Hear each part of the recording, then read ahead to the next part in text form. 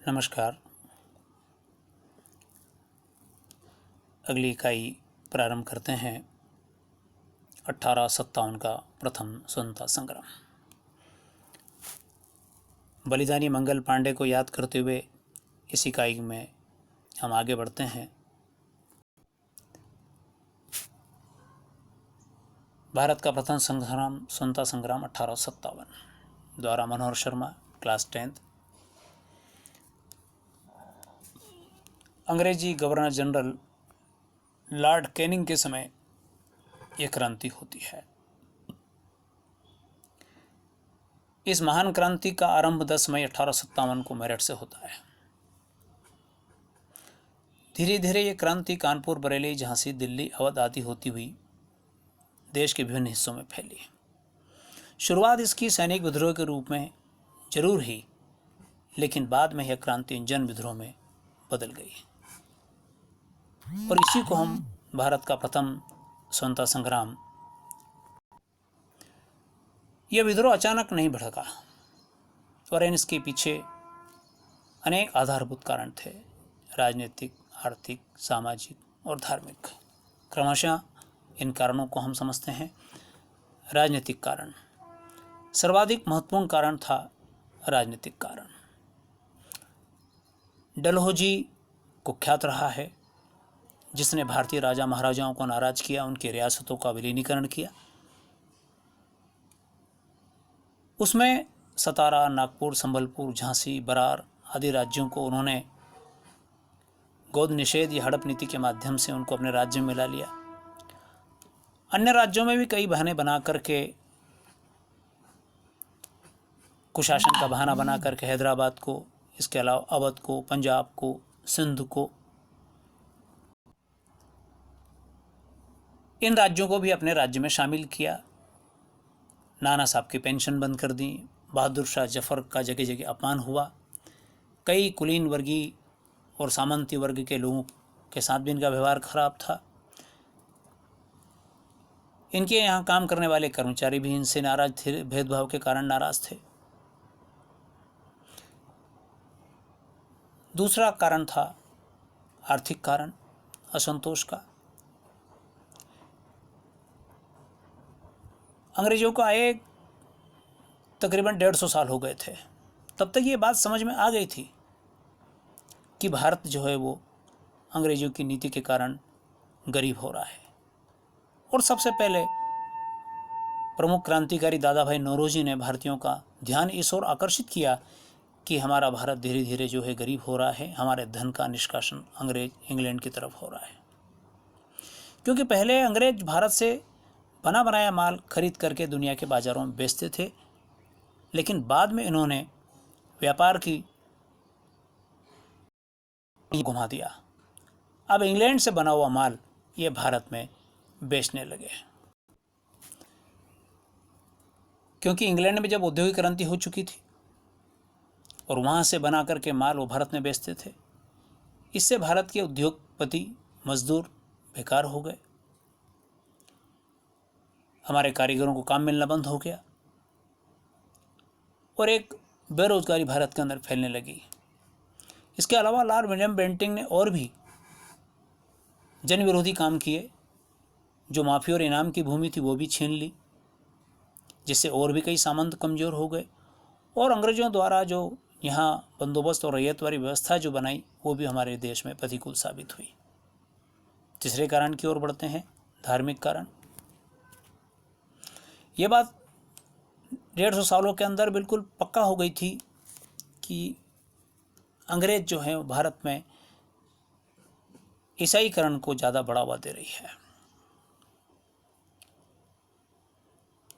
और ये बात पुख्ता तब हो गई जब कंपनी के अध्यक्ष मैगल्स ने हाउस ऑफ कॉमन्स में एक बड़ा वक्तव्य दिया। उसमें ये चीज़ उसने कोट की कि देव योग से भारत का विस्तृत साम्राज्य ब्रिटेन को मिला है, ताकि ईसाई धर्म की पताका इस छोर से दूसरी छोर तक फहरा सकें। ईसाई मिशनरियों का दृष्टिकोण भारत के प्रति बेहद तिरस्कारपूर्ण था। उनका उद्देश्य था अपनी सर्वोच्चता सिद्ध करना, क्योंकि इस नीति के कारण उनका साम्राज्य भारत में सुदृढ़ हो रहा था। कई नाना प्रकार से लालच देते थे ईसाई धर्म को बढ़ावा देने के लिए। जो धर्म परिवर्तित कर चुके होते थे लोग उनको नौकरियां देते थे, सम्मान देते थे। बल्कि 1950 में कानून भी बनाया कि कोई भी पिता अपने उस पुत्र को जो ईसाई धर्म ग्रहण कर चुका है अपनी संपत्ति से बेदखल नहीं कर सकता। विद्रोह के अगले कारण की ओर बढ़ते हैं, सामाजिक कारण। अंग्रेजों को अपनी चमड़ी पर बड़ा गुमान था, नाज था, और दुनिया भर के दूसरे तमाम लोगों को, काले लोगों को, भारतीयों को, सबको वह है दृष्टि से देखते थे, कमतर समझते थे। भारत में तो वो यू ब्लैक इंडियन कहकर वो भारतीयों को संबोधित करते थे। बेंटिंग ने अपने शासनकाल में इसके अलावा और भी कुछ भले ही सुधार के कार्य किए हों, लेकिन वो भारतीयों को नागवार गुजरे। जैसे स्त्री प्रथा बंद करवाना, बाल हत्या है, विधवा विवाह को मान्यता देना है। यद्यपि ये रूढ़िवादी बातें थी पर भारतीयों को अच्छी नहीं लगी जब अंग्रेजों ने इनमें इंटरफेयर किया। इसके अलावा रेल, डाक, तार विभाग जैसे कई और विकास कार्य भी भारतीयों ने संदेह की नज़र से देखा। अंग्रेजों ने अपनी नीति से भारतीय समाज को ईसाईयत की ओर धकेला। इस पर सबसे बड़ा एक और जो कारण बना वो था उनकी शिक्षा पद्धति, जिसको भारत में मैकाले की शिक्षा पद्धति कहा जाता है। अंग्रेजों ने भारत के अंदर जो सिलेबस लागू किया उसमें उन्होंने अपनी भाषा, अपना धर्म, अपनी संस्कृति, अपनी सभ्यता पर जोर दिया, ना कि भारतीय, ताकि भारतीय बच्चों में, जनरेशन में वो अपनी श्रेष्ठता सिद्ध कर सकें और भारतीय धर्म से संस्कृति को नीचा दिखा सकें। इस माध्यम से वो एक भीड़ ऐसी तैयार करना चाहते थे ताकि वो अंग्रेजी मशीनरी में काम आए। लेकिन धीरे धीरे भारतीय बौद्धिक समाज इस चीज़ को समझ गया और वो नाराज हुआ। अगले कारण की ओर बढ़ते हैं। सबसे बड़ा जो था सैनिक असंतोष का कारण। ये तो दुनिया को विदित है कि भारत के अंदर जो 1857 का जो संग्राम हुआ उसमें सैनिकों की अहम भूमिका थी। कारण थे बहुत सारे, क्योंकि भारतीय सैनिकों के साथ भेदभाव किया जाता था, उनका मजाक बनाया जाता था, उनको वेतन कम दिया जाता था, उनके कपड़े, उनके तिलक, उनकी चोटी, उनकी टोपी, दाढ़ी, इन सब का मजाक बनाया जाता था। और यही कारण था कि 1849 में, 1850 में, 1852 में भारत के अंदर बड़े 3 विद्रोह हो चुके थे। 1824 में सेना ने समुद्र पार जाने से जब मना कर दिया क्योंकि उनको ज़बरदस्ती भेजा जाने लगा, वो अपने धर्म के खिलाफ मानते थे, ये भी एक नाराज़गी का कारण बना। 1857 का सेवा भर्ती अधिनियम के कारण भी विद्रोह भड़का। 1854 में निःशुल्क डाक सेवा समाप्त कर दी, वो भी हमारी भारतीय सैनिकों की नाराज़गी का कारण बना। और सबसे बड़ा कारण जिसका अब जिक्र, जो भारत का 1857 की क्रांति भड़कने का तात्कालिक कारण बना, वो था चर्बी युक्त कारतूस। जो एनफील्ड राय जो बंदूक थी उसमें जो कार्ट्रिज थी, जो थैली थी, वो गाय और चर्बी का, उसमें चर्बी लगी हुई थी, उसको दांत से खोल करके बंदूक में उसको लोड करना होता था। तो धार्मिक कारण से हिंदू और मुसलमान दोनों सैनिकों ने इसको उपयोग करने से मना कर दिया। यह घटना असंतोष का एक बहुत बड़ा कारण। 29 मार्च 1857 मंगल पांडे, जिसका भी सर्वविदित नाम है, बैरकपुर छावनी की घटना है, जब उनको ज़बरदस्ती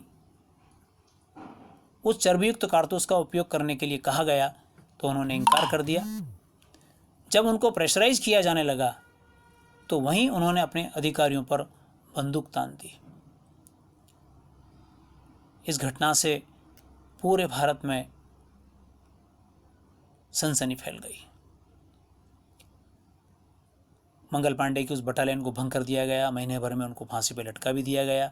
लेकिन इसका परिणाम ये निकला कि ये घटना पूरे भारत में फैली और बड़ी मात्रा में सैनिकों पर इसका असर हुआ। मेरठ में 90 में से 85 सैनिकों ने कारतूस लेने से इनकार कर दिया, तो उनको 5 वर्ष की सजा हो गई।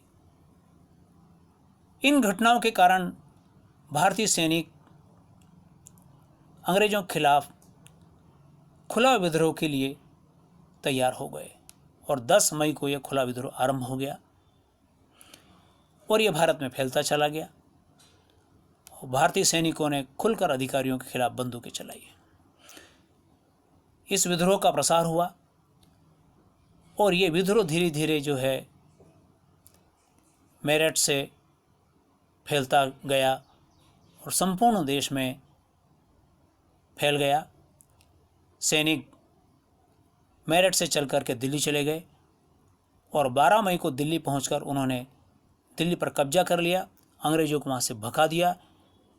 21 सितंबर तक इनका कब्जा रहा। इन्होंने बहादुर शाह जफर को बादशाह बना दिया। बाद में ये विद्रोह लखनऊ और अन्य देश के विभिन्न हिस्सों में फैलता चला गया।